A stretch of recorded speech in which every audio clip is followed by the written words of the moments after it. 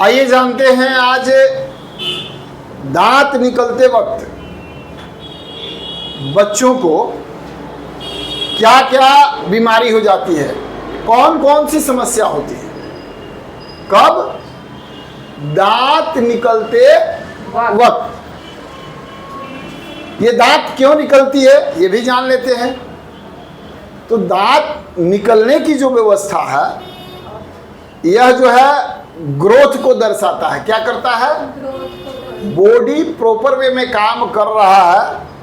यह सिस्टमेटिक व्यवस्था है कि जब बच्चा जन्म लेगा तो जन्म लेने के बाद क्या, बच्चा जब जन्म लेगा तो जन्म लेने के बाद दांत इसलिए आता है, यह एक पहचान भी है कि किस तरीके से, क्या, किस तरीके से इसकी ग्रोथ हो रही है। एक नेचुरल सिस्टम है, एक नेचुरल बाइलेंस सिस्टम है। क्या है? प्राकृतिक रूप से एक बाइलेंस सिस्टम है और इसी के आधार पर बच्चे का पोषण, पालन पोषण होती है।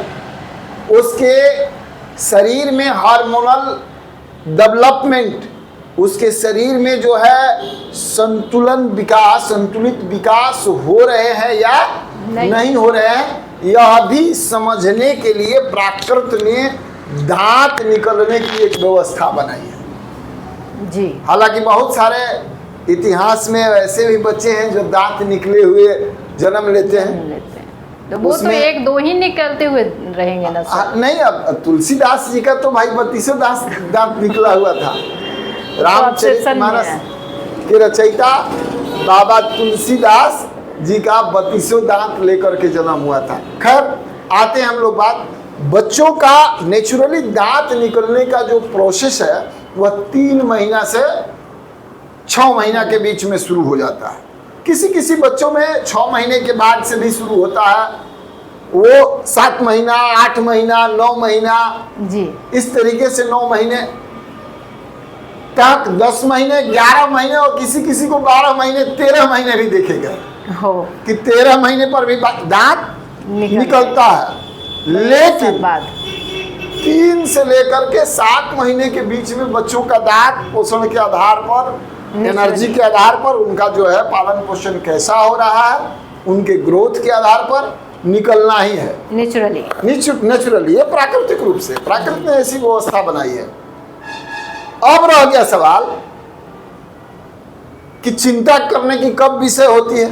तो चिंता करने का विषय होता है कि जब बच्चा का 13 महीना हो गया और दांत नहीं निकला, तो यह क्या है? चिंता का विषय। मतलब उसको प्रॉपर वे में उसकी ग्रोथ नहीं हो रही है, उसकी पोषण सही तरीके से नहीं हो रहा, जो उसको मिनरल्स मिलने चाहिए, प्रोटीन मिलने चाहिए वो नहीं मिल पा रहे हैं, जो विटामिन मिलनी चाहिए नहीं मिल पा रहा है, कहीं ना कहीं प्रॉब्लम है। उस कंडीशन में डॉक्टर को दिखाना अति आवश्यक होता है और बच्चे की देखरेख और पालन पोषण करना अति आवश्यक है।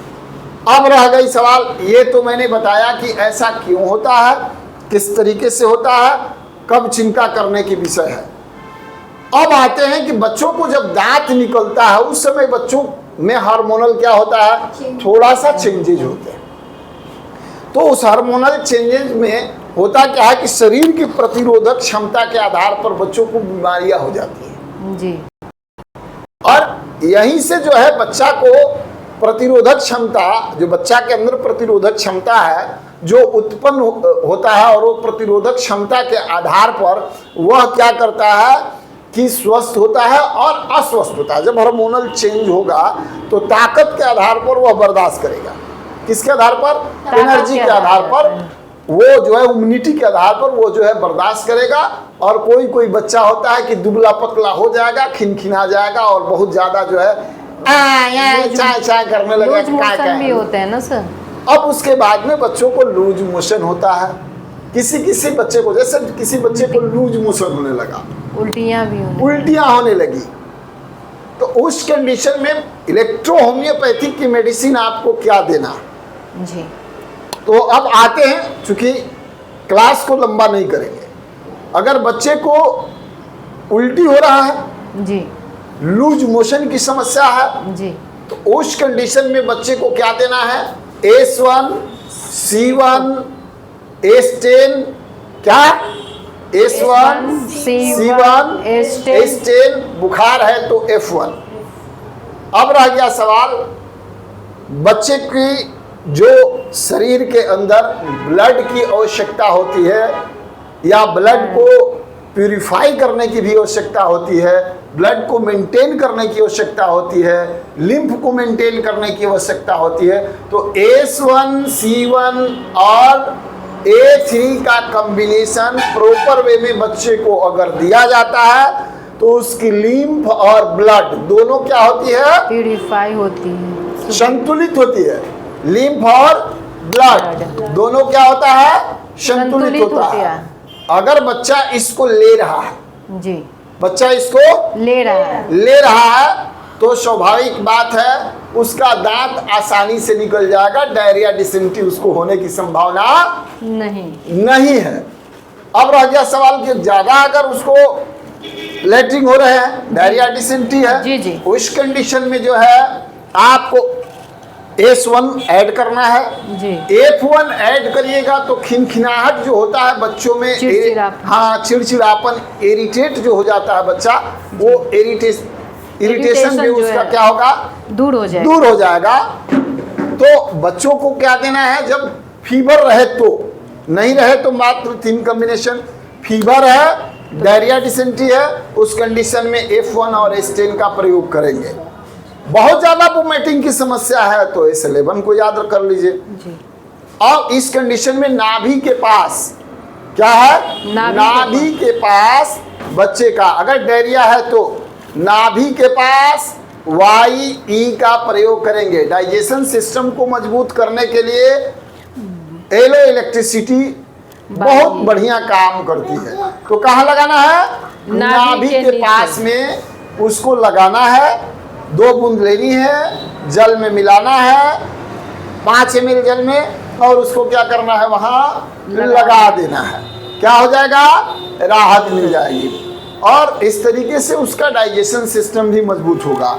ध्यान रखना है S10 का प्रयोग कभी भी करना है तो बच्चों में डाइल्यूशन नंबर 10 का प्रयोग करें। डाइल्यूशन नंबर 10 प्रयोग करिए, ज्यादा फायदा करेगा।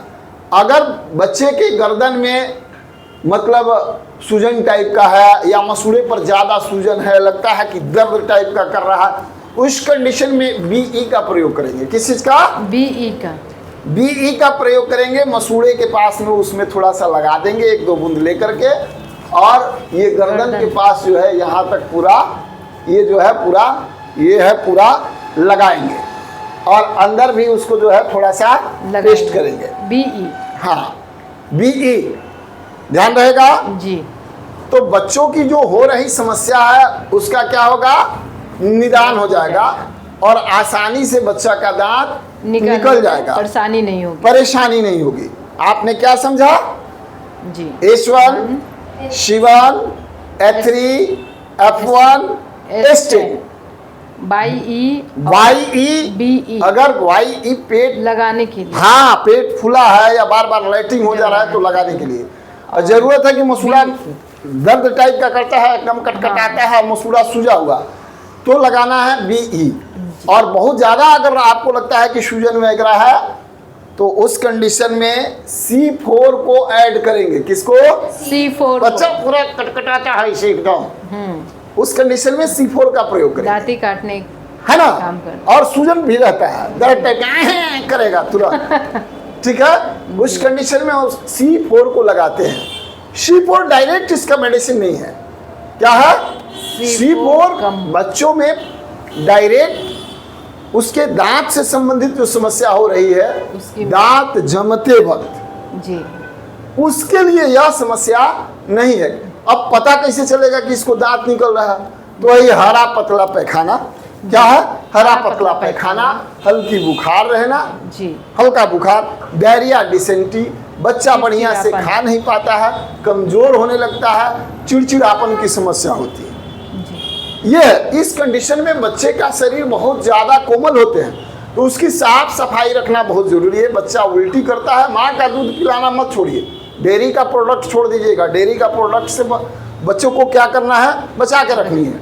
और लेकिन ORS का घोल उसको पिलाते रहिए। ORS का घोल अगर उल्टी कर रहा है, डायरिया डिसेंट्री है, तो ये ORS का घोल जरूर पिलाना है। माने पानी की कमी उसके शरीर में नहीं होनी चाहिए। और खाना के रूप में माँ का दूध पिएगा, खाना के रूप में माँ का दूध पिएगा। बाद बाकी अगर आपको कुछ और नहीं समझ में आए तो आप प्रश्न कर लीजिएगा, या बच्चे की कोई समस्या है उस पर आप अगर प्रैक्टिस करते हैं तो आप पूछ लीजिएगा हमसे व्हाट्सएप करके कि सर इस कंडीशन में बच्चे को क्या दिया जाए, है ना जी। तो जितनी समस्या है उसका अलग अलग समाधान है। बच्चे की बीमारी, बच्चे का दांत निकलने की जो समस्या है उस पर मैंने आपको सिर्फ एक सिंपल बताया। बच्चा अगर नॉर्मली चाहता है कोई उसको बुखार नहीं लगे, दांत आसानी से निकल जाए, परेशानी ना हो, तो S1 C1 A3 का यह मिश्रण बच्चे को जैसे ही लगे कि इसका जो है दांत निकलने वाला है या समय निकलने का आ गया है, तो उस बच्चे को क्या करना है, डाइल्यूशन नंबर 10 में बच्चे को 2-2 बूंद सुबह दोपहर शाम, कितना 2-2 बूंद सुबह ये तीनों का मिश्रण 2-2 बूंद सुबह दोपहर शाम। अगर कंटिन्यू में समझ में आ गया कि निकल रहा है, चल रहा है, तो और नहीं अगर ये समझ में आया तो एक खुराक प्रतिदिन दीजिए। आसानी से जो है उसका बढ़िया तरीका से दांत निकल जाएगा, आपको पता भी नहीं चलेगा, वो बीमार भी नहीं पड़ेगा। जी, ये रही इलेक्ट्रो होम्योपैथिक चिकित्सा और ये रही इलेक्ट्रो होम्योपैथिक मेडिसिन की ताकत। तो इस तरीके से इलेक्ट्रो होम्योपैथिक चिकित्सा के माध्यम से, इलेक्ट्रो होम्योपैथिक मेडिसिन के माध्यम से बच्चों की दांत निकलते वक्त तो होती है जितनी भी बीमारियां जो होती है समस्या, उसका करें समाधान। मिलते हैं अगले वीडियो में, अगले क्लास में, तब तक के लिए दीजिए हमें इजाज़त। अगले डिजीज पर, अगले रोग पर हम आपको इलेक्ट्रो होम्योपैथिक की मेडिसिन क्या होगी यह बताने के लिए मिलते हैं। जय हिंद, जय भारत, जय इलेक्ट्रो होम्योपैथी।